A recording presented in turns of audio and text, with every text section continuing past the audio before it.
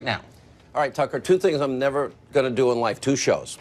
Jeopardy. I'm great at home. I'd blow it in person. I would too. And I'm not doing your quiz show, ever. It's never happening. Why? Because we'll see. Never say never, Sean. I think you'd win. We'd bring it great. for you. Who am I going to lose to? I mean, it wouldn't be fun. Great show. Tucker, thank you.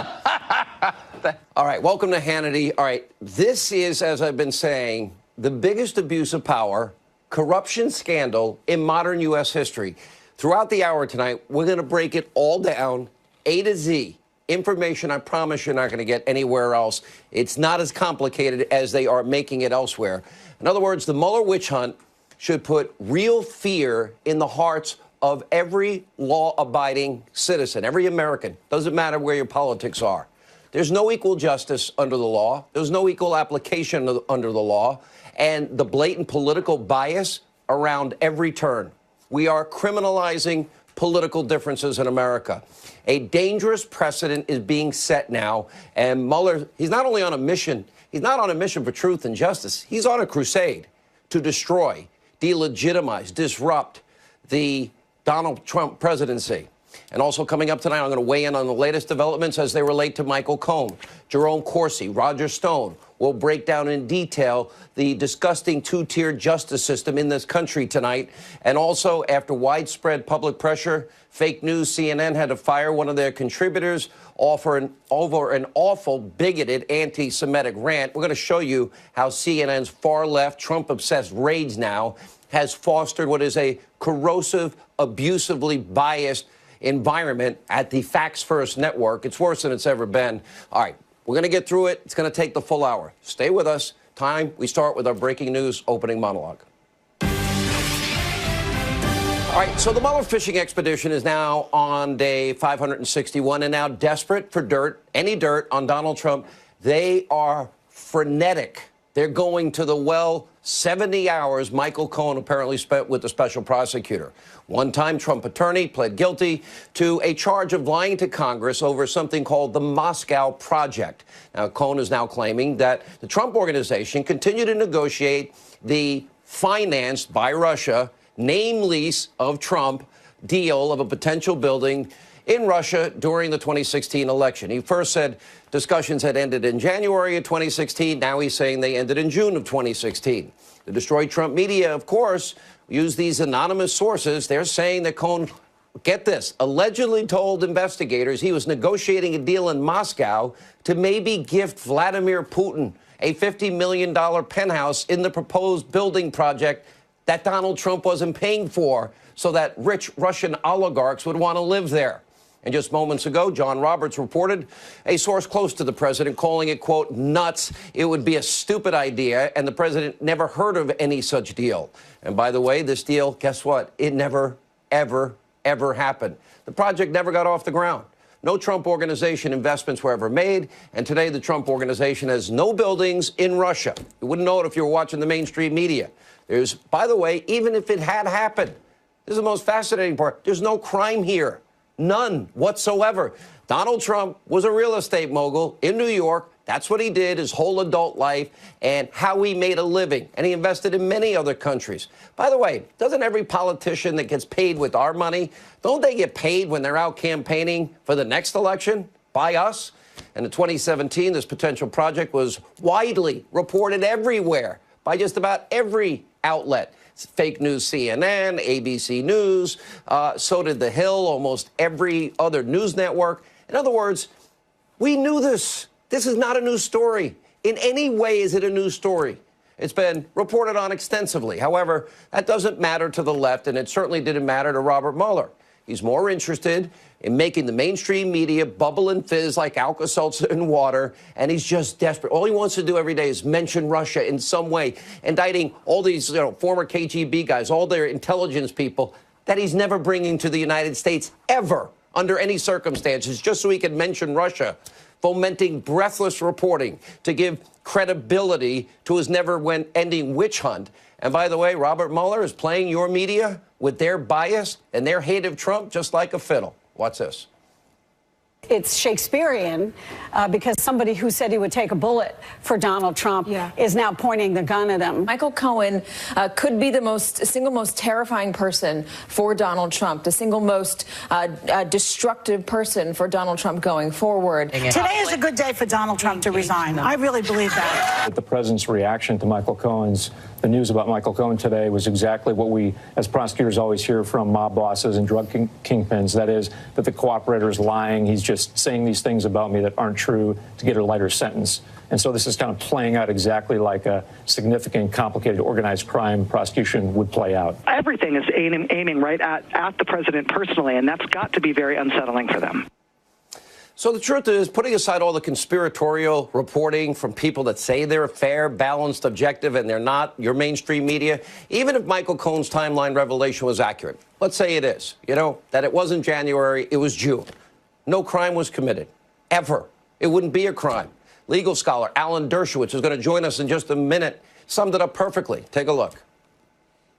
Almost all the indictments secured by Mueller have either been indictments of people lying, that is, for committing crimes that didn't occur before he was appointed, but occurred as the result of his being appointed, or finding financial misconduct by people that are unrelated to the president or unrelated to the Russia probes. This new development with Cohen suggests that they're going to go after political issues, not just criminal issues. Alan Dershowitz is dead on accurate. And by the way, just telling the truth.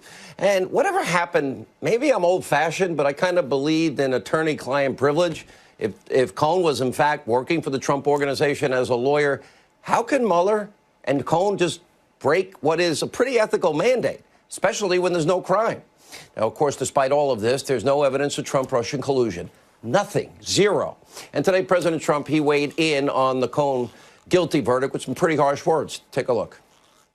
He's lying about a project that everybody knew about. I mean, we were very open with it. We were thinking about building a building. I decided ultimately not to do it.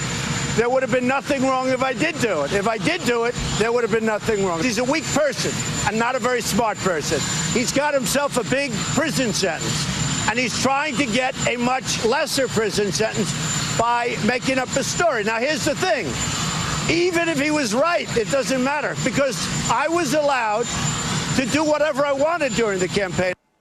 And by the way, we're going to get to this issue. I call it the Sammy the Bull Gravano, syndrome, if you will, how prosecutors offer deals. Tell us this, and you get a get-out-of-jail-free card or lower sentence, lesser sentence. Now, the president's attorney, Rudy Giuliani, he also weighed in. He said, quote, Michael Cohen is lying. It's no surprise that Cohen lied to Congress. He's a proven liar who is doing everything he can to get out of a long-term prison sentence for serious crimes of bank and tax fraud that had nothing to do with the Trump Organization. Look, I know Michael Cohen. He has a wonderful family. I can't imagine the pressure he's under. I'm not going to pile on. He's got a lot of hard things that he's facing. But this is important. If this is Mueller's big witness, it is fair to ask, who are we to believe? The Michael Cohen then or the Michael Cohen now? That's a fair question. This is just the latest example of what is Mueller's concerted effort to turn the screws on everyone who's ever associated with President Trump. Let's look at the list. Michael Flynn, no Russia collusion. He pled guilty to lying to investigators. They ruined his life. He had to sell his house, and they probably threatened his kid, is my guess. George Papadopoulos, he's spending 2 weeks in jail. Nothing about Russia, lying to investigators. He now will have a felony on his track record forever. Paul Manafort had the book thrown over him. Oh, let's see, financial crimes dating back to 2007, bank loan applications, taxes, nothing Russian, nothing. What's amazing is he had a cooperation deal that ended likely because, he wouldn't lie like Jerome Corsi wouldn't lie. Meaning think about this, Paul Manafort tonight is willing to risk dying in prison than lie as the prosecutors would want.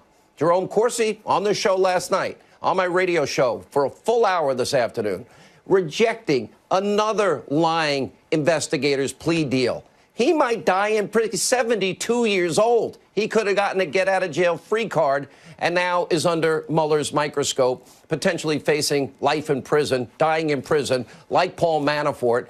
And as he said last night on my radio show today, He's willing to do that because he can't lie before his God. That's what he said. His faith won't let him. Roger Stone is also literally feeling the special counsel's wrath. Now, none of the men I just mentioned to you had pled guilty to or admitted to anything related to Russia collusion. There's no evidence of any Russia collusion. None of them are being tried for any crimes related to collusion. 561 days of what? Now, here's the problem, and this is where we get to the crux of the matter. We have to analyze this deeply. What's happening is instead of seeking truth and justice, instead of applying our laws, in other words, equally applying our laws to everybody, equal justice under the law, what you're watching is a special counsel that has spun out of control, left way beyond his mandate, laying just perjury traps and literally trying to coerce people into what we call testa lying. In other words, Mueller's telling people, if you just say what we want. I mean, Corsi gave me full detail on my radio show today. Look, they were saying, just tell us, and listen, but you probably won't even get probation.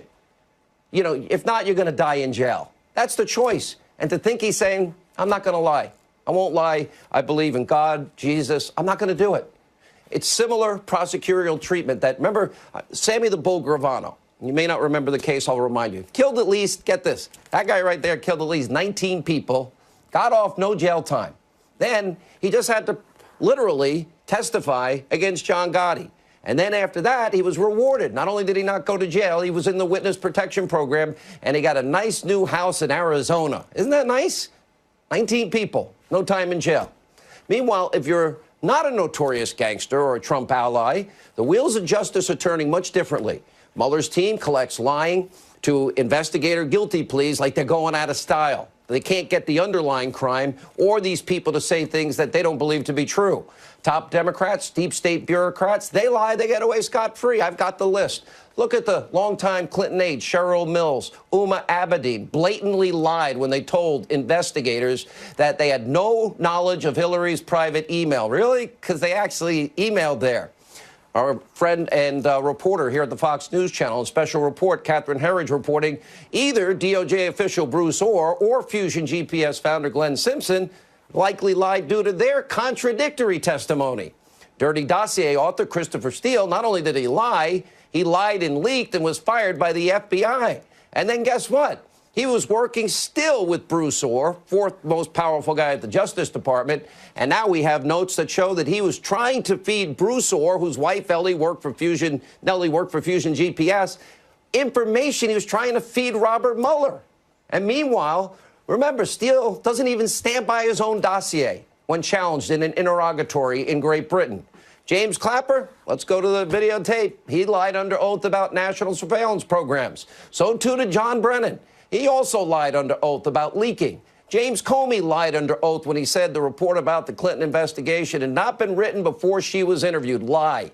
Comey's second in command, Andrew McCabe. He was actually fired because of his pattern of lying. Where are the federal cases against these liars, against these people lying to Congress?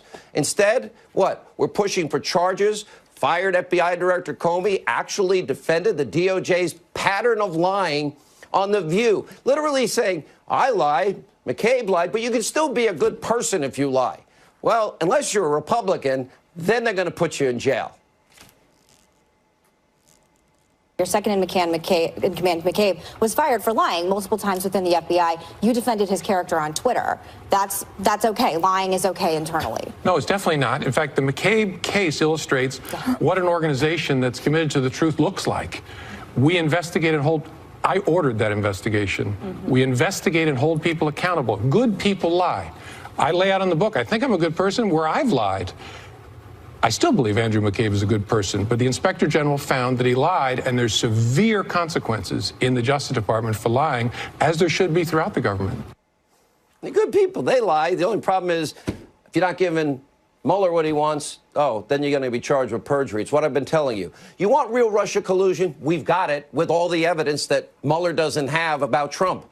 We got the fixed email investigation, violation of the Espionage Act, the biggest obstruction of justice case I've ever seen. The dirty dossier bought and paid for by Hillary Clinton and the DNC. Why? To lie to voters and convince voters of Russian hookers urinating in Trump's bed in Moscow so that they won't vote for him. I wonder how many Americans didn't vote for Trump because of that leaked lie, that paid for lie. The Pfizer fraud abuse, lying to Pfizer judges, literally a Pfizer fraud extravaganza. And, of course, omissions that didn't even tell the judges that Hillary paid for it. Then we got insurance policies, leaking policies. Is Robert Mueller even going to ever look in that direction? I thought we were looking for the truth, for real Russia collusion. We've got evidence on all of this, and it's a slam dunk case. Why is he not? Because there's one set of rules in this country now for one group of Americans, the swamp creatures, or if you're a liberal Democrat or your name's Clinton. Another set of rules for everyone else. Try this at home. You're subpoenaed. You delete the email subpoenaed. You acid wash your hard drive. You have your devices busted and you have SIM cards taken out. Good luck to you. It's not going to work. In other words, we don't have equal application of the law, equal justice under the law. This is a two-tiered justice system. You, as an American, every American tonight, it should scare the hell out of you if the President of the United States and those who surround him are subject to what is now clearly a double standard political persecution. Nobody in this country is safe. Nobody. This is the United States of America. We're not a banana republic. At least we're not supposed to be. This is not how our constitutional republic and system of justice is supposed to work. We can do better. We better do better. We better demand better. We'll have more on this throughout the show. But first, we do turn to a network whose motto is, well, about as fake as their coverage. The so-called Facts First Network, CNN, forced to fire longtime contributor today, Mark Lamont Hill, but only after widespread outcry over his anti-Semitic rant during a speech at the UN. Take a look at this. If we are standing in solidarity with Palestinian people, we must recognize the right of an occupied people to defend itself. We must prioritize peace. But we must not romanticize or fetishize it. Commit to political action, grassroots action, local action, and international action that will give us what justice requires. And that is a free Palestine from the river to the sea. In case you don't know, from the river to the sea, Israel is located between the Jordan River and the Mediterranean. Mark Lamont Hill was literally repeating a call from terrorists and Palestinian extremists. In other words, you wipe Israel off the map. Now, while Hill was ultimately fired, literally disgusting far-left rhetoric from CNN anchors, contributors is nothing new. Their hatred for the president, everything that he represents, the fact that he won, has driven this network into a very dark, frankly scary place. Day after day, minute after minute, second by second, the coverage is more and more absurd, biased, and frankly hateful. We're going to show you a montage tonight you'll want to show your friends. But first, joining us now, reaction to our top story, Fox News contributor Sarah Carter and the author of The Deep State, Fox News contributor Jason Chaffetz. Jason, you were there when a lot of those people that I put on my list lied. I don't see any of them. I don't see any consequences for any of them. So am I to interpret this right, that the only people that get hit with lying to Congress issues are if you're related to Trump? That's or General Flynn, Michael Cohen. Pick your person or poison.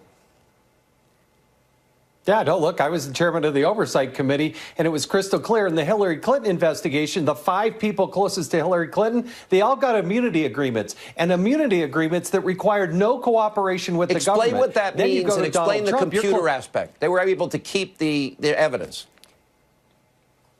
Yes, and so you have Cheryl Mills, you have Heather Samuelson, you have Brian Pagliano, you have these people closest to Hillary Clinton. She's under investigation because of what happened in the Inspector General. They're given immunity agreements, not complete immunity, but immunity from any prosecution from the Department of Justice. But they didn't have to cooperate with the government. They didn't have to answer questions from Congress. They didn't have to provide information to the Department of Justice. That's why you give an immunity agreement, is to get this. And then on the Trump case, I mean, everybody from Eric Holder to Hillary Rodham Clinton to the IRS targeting scandal to Fast and Furious, all of these cases, we had referrals from the Congress to the Department of Justice to prosecute them. And nothing, just crickets. Never had a response from them. By the way, Sarah Carter, we put on my website a link. Sarah and my radio producer, Linda McLaughlin, produced a nonprofit, totally informational, great, literally, it's a public service about the opioid crisis in the country. We put it up on Hannity.com. So let's just stay focused on what's really going on here. Because to see people that will risk their life and say, you know what, my faith in God, my belief in our country tells me I can't go along with your lies. Jerome Corsi spelling out in detail. They're saying, say this, and you won't even get probation. We'll leave you alone. Really? Well, they want him. They want him to compose, right? This is what Mueller needs. Compose. Exactly. He needs people to compose this narrative in order for him to mean something. I mean, look, he's building a legacy, right? He's the special counsel. That's why he keeps pushing towards Russia, even though nothing connects to Russia. What Michael Cohen did, yes, he lied to Congress. It's wrong. But we saw, Sean, even in the clips that you showed, James Clapper lied in 2013. He flat out lied to Senator Wyden, who was a Democrat, who asked him specifically if the United States government was collecting information on Americans. And he said, no, sir, we are not wittingly. And he knew he was lying. He ran out his statute of limitations on that. It was 5 years, and he walks away from it. And this wasn't the only time. And the FBI uses a dossier full of lies to go after, to Hillary spy first on an American. Whoa, exactly. Russian lies used to propagandize the American people to get votes using the Russian lies that you bought and paid for. How is it possible that Mueller ignores all of this and the media ignores all of this? I don't know how it's possible, but the American people are not dumb, Sean. The American people are seeing right through this. Believe me, they are. They are realizing that there are two sets of rules. And this is why it's important for Congress, even now, even people are saying, oh, it's a lame duck Congress. Nothing can be done now. But it's very important that we continue to push for investigations, and it's important to get to the truth. Last word, we'll give it to you, Congressman Chaffetz. How do we get equal justice under the law back? Well, first thing we need to do is that Congress needs to be able to get James Comey back up in that transcribed interview and let Gowdy and Radcliffe and these Jim Jordan and Mark Meadows, let them go after him. They've got to do that before the clock runs out in January. Well, remember, we also have Lindsey Graham in the Senate. And, Donald Trump campaign helped Marsha Blackburn, helped Rick Scott, helped Ron DeSantis, helped Josh Hawley. Joe Donnelly was beaten by Mr. Braun. I think he did a pretty good job. That was probably helpful for himself. All right, thank you both. All right, when we come back, we'll expose perhaps Mueller's most outrageous tactics yet. Alan Dershowitz, Greg Jarrett, they'll break it all down. We have a lot of ground to cover, the latest on the caravan and much more. Straight ahead. Cohen, guilty plea, does absolutely nothing to show wrongdoing by Trump. He joins us. And, of course, his book, #1 bestseller, The Russia Hoax. Also with us, the author of another bestseller, The Case Against Impeaching Trump, Harvard Law Professor Alan Dershowitz. Professor, let me start with you. Okay, I call it the Sammy the Bull syndrome. 19 murders. You give up Gotti. You testify. No jail time. We'll put you in the witness protection program. You get a house. Mr. Corsi, you say you'd never met Julian Assange, ever had any contact with anybody from WikiLeaks. You give us a connection, you get a get-out-of-jail-free card. Why do I have a problem when something of value is given for testimony? You should. And Judge Ellis, who presided over the first Manafort case, had that problem, too. He said that kind of thing inclines witnesses not only to sing but to compose. There was a case some years ago in one of the United States Court of Appeals that said when prosecutors offer incentives to witnesses, they're bribing them. Unfortunately, that case was later overruled, but the decision was absolutely correct. Prosecutors offer bribes in terms of life. Is that legal, liberty, Professor? Because I don't think I'd offer a bribe to them. Unfortunately, if you offered a bribe, you'd go to jail. But if a prosecutor offers a bribe, it's regarded as good conduct. It shouldn't be legal. Tragically, it is. But what we're seeing now is case after case being built against people simply for lying. These are not crimes that occurred before the special prosecutor came to office. He's supposed to have uncovered crimes that had occurred in the past. Instead, he's facilitating and incentivizing the crimes by creating these perjury traps. Virtually all of his indictments and pleas come from people who he got to lie in front of investigators by setting perjury traps for them. The other ones have to do with financial dealings unrelated to the president. Isn't it amazing, Where's the beef? Where's the crime? Thank you. And let me go to Greg. It is amazing that both Corsi and Roger Stone, and I asked them straight up multiple times, did you ever have any contacts with Julian Assange? No. WikiLeaks? No. Any sources close? No. Actually, their email messages bear that out, that they didn't. And here's where they're trying, it seems, to get Donald Trump. The Moscow deal, I don't see, that's what Donald Trump did for a living. It's perfectly I don't see anything legal. illegal there, number one. And the other is, well, they're trying to connect him to WikiLeaks through Corsi and Roger Stone. Right. And they're saying they never talked to the guy. This demonstrates that it's quite likely that Robert Mueller and his team of partisans have no evidence, not a whiff of collusion involving Trump and the Russians. Trump Tower meeting, perfectly legal. The hacking, that's absurd. Trump wasn't involved in that. A construction project that was abandoned in Russia, that has nothing to do with Trump-Russian collusion. If there was evidence of collusion, then Michael Cohen would have been charged. Instead, Cohen and 4 others have been charged with these process crimes, which, as the professor points out, are actually a creation of the special counsel's presence and have nothing to do with Trump or Trump-Russian collusion. So I suspect... But here's the problem with the president. Yeah. Here's the problem for the president. Mueller will write a report. The report will be based on the testimony of people who have lied and who have not been cross-examined. When the report comes out, it will be extremely critical. I've used the term devastating, just like the Starr report was devastating and the Iran-Contra report was devastating. But it's devastating only if it's unrebutted, which is why it is absolutely essential for the president's team to demand that the Justice Department not allow the release of the Mueller report until they've had a chance to review it and rebut it. And then both reports, the Mueller report and the president's lawyer's report, come out at the same time so the American public can judge. Let me ask you this, Professor. This is important. You even said today firing Mueller wouldn't be an impeachable offense. The president said he's not going to do that. And you also talked about this being political now with Mueller. I want to ask you through this prism. Isn't it true, based on the Pentagon Papers, the Supreme Court decision, 6-3, that the New York Times, Washington Post, they can publish stolen material as long as they didn't steal it? Right. Of course. Now, I interviewed Julian Assange. He said he didn't get it from Russia, no state party, et cetera. Maybe it was a cutout. Maybe it could have been, you know, we know Hillary's computers in the bathroom closet were hacked by at least 6 foreign intelligence services, if not more. So my question to you is, based on that, that would mean that these emails, be it WikiLeaks or the New York Times that published the WikiLeaks, which is ironic, if they didn't hack and it was given to them from sources, doesn't that mean that what they printed is legal? Absolutely. The president has the same authority, and the president's campaign has the same authority as the New York Times and the Washington Post.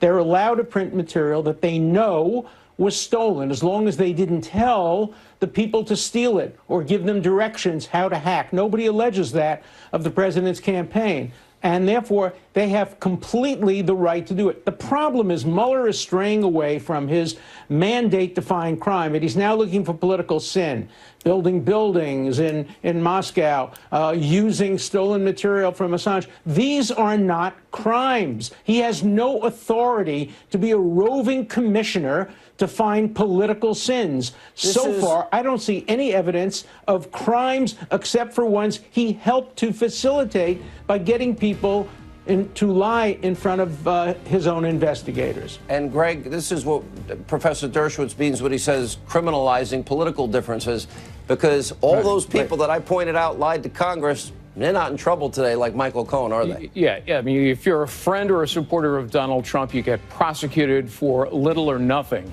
And if you're a friend of Hillary or the Obama administration or a public official nothing happens to you. The fact is that Mueller is presenting to these witnesses a narrative of Trump-Russia collusion. He's demanding under threat they support it. Some of them won't, and Mueller is trying to prosecute them as a consequence. That is unconscionable, it's wrong, it's corrupt.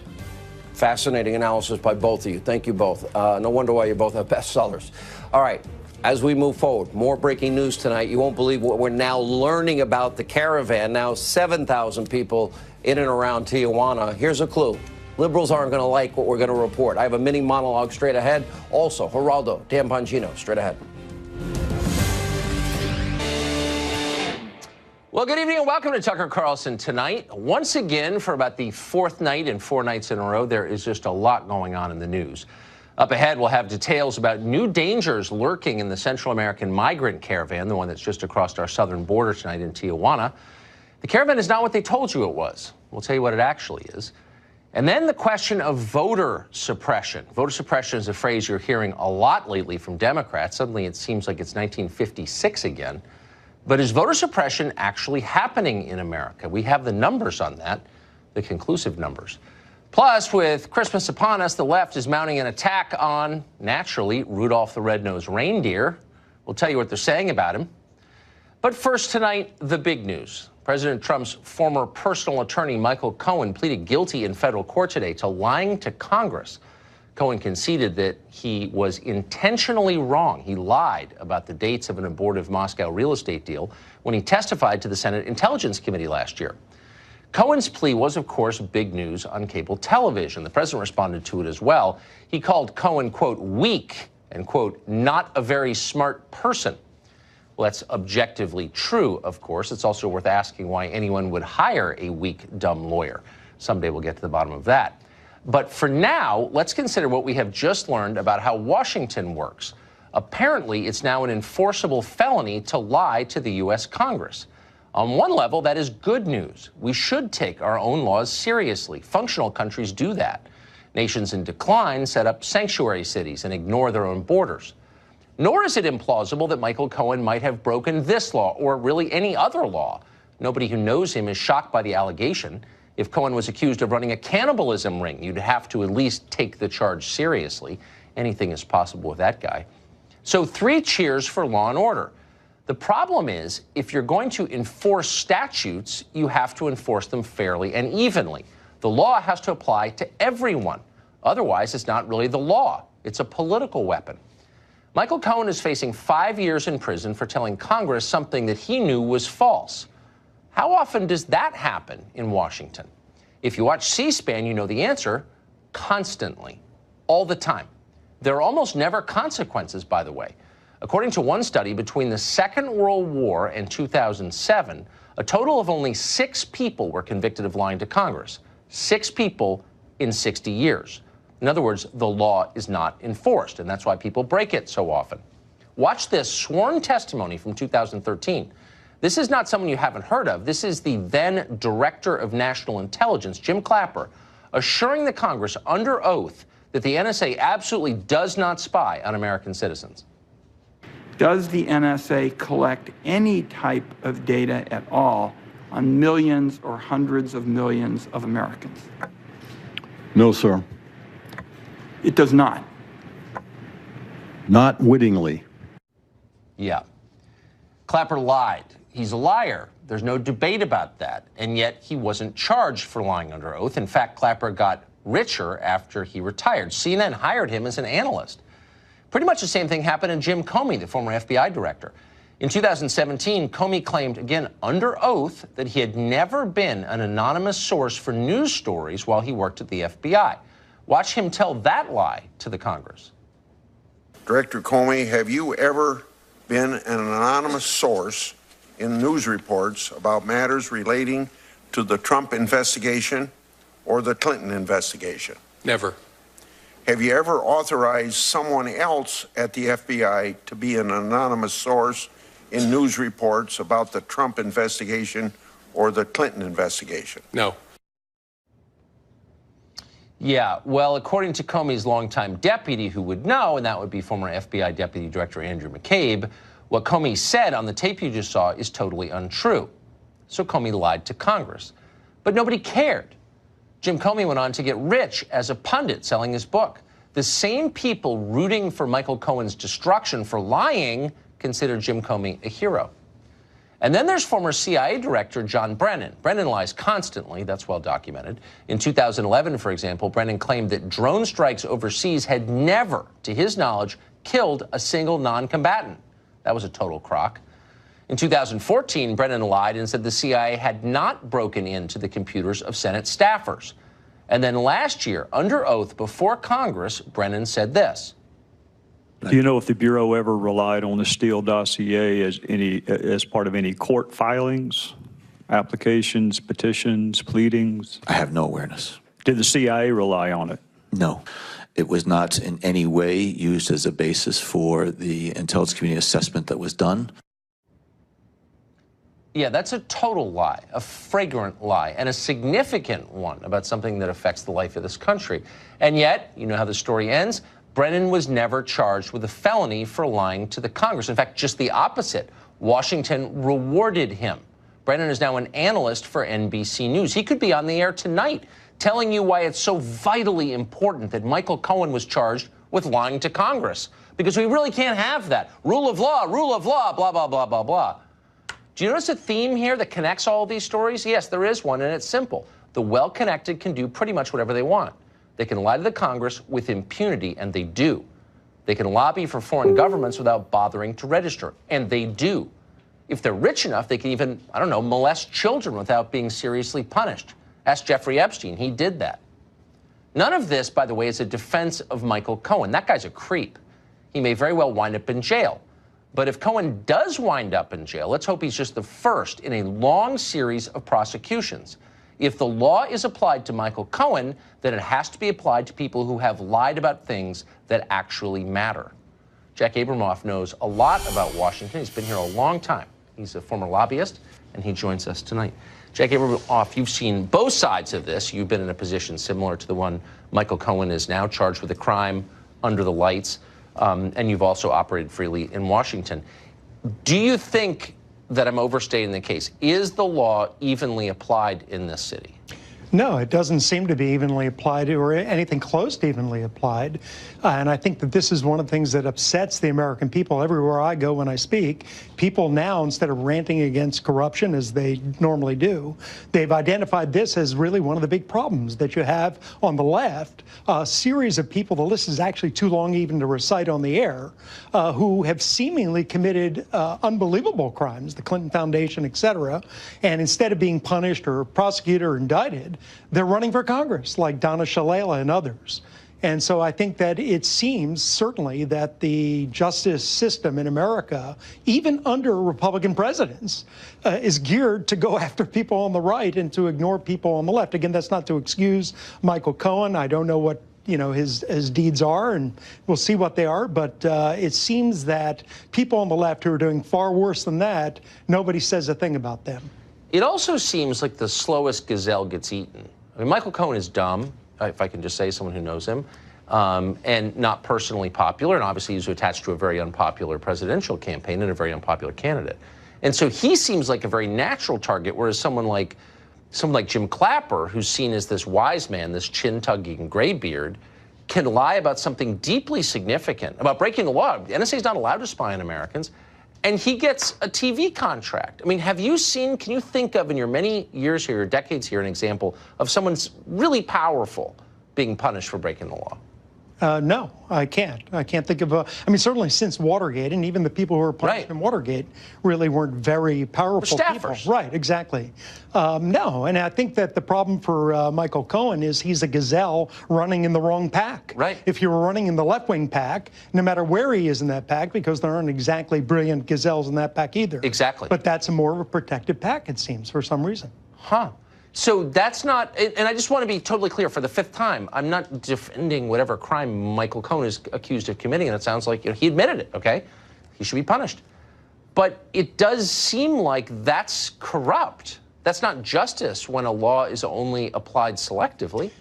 Well, it's corrupt and it's corrosive of the view of our system among the American people. There are a lot of people, even people on the left I've talked to, who say, you know, it doesn't seem like things are really being fairly applied, particularly the Epstein situation, which is absolutely abhorrent. Yes. Here's somebody who is molesting children, it seems, and facilitating the molestation of children by other powerful people, and they cut him a deal for 13 months in a county jail, I guess, where he got to leave the jail 6 days a week. Wow. I mean, somebody. But they confiscated his address book, I notice. And it's online, and you can look at it, and it's fascinating. And a lot of people you and I know personally are in that address book. I don't think any one of them has ever been charged with anything, even though prosecutors knew exactly who he was hanging out with. Well, from what they say, the deal that he signed actually protected any potential co-conspirators, which is also astonishing. How do you sign a deal like that? I know plenty of people I was in prison with who would love to have had a deal like that. That's exactly right. If only you'd benefited from that. Jack Abramoff, thank you. Thanks. An honest man who's been around. Drum Corsi appeared on this program just the other night to describe what he believes are Robert Mueller's efforts to entrap him. And the special prosecutors blow you up. They do this, what I call perjury trap. It's really, you know, they ask you a question. They have material they won't show you. You've forgotten about it. They say, you just lied because this email you forgot about in 2016 proves your current memory is wrong. I mean, it's a memory test. It's disgusting. And then they accuse you of lying. It's completely rigged, and it's politically driven by Clinton operatives who have an agenda. Now, of course, he says he's asked his attorney to draft a criminal complaint of his own to bring against Mueller for misconduct. How do we assess all of this? Elizabeth Price Foley is a constitutional law professor.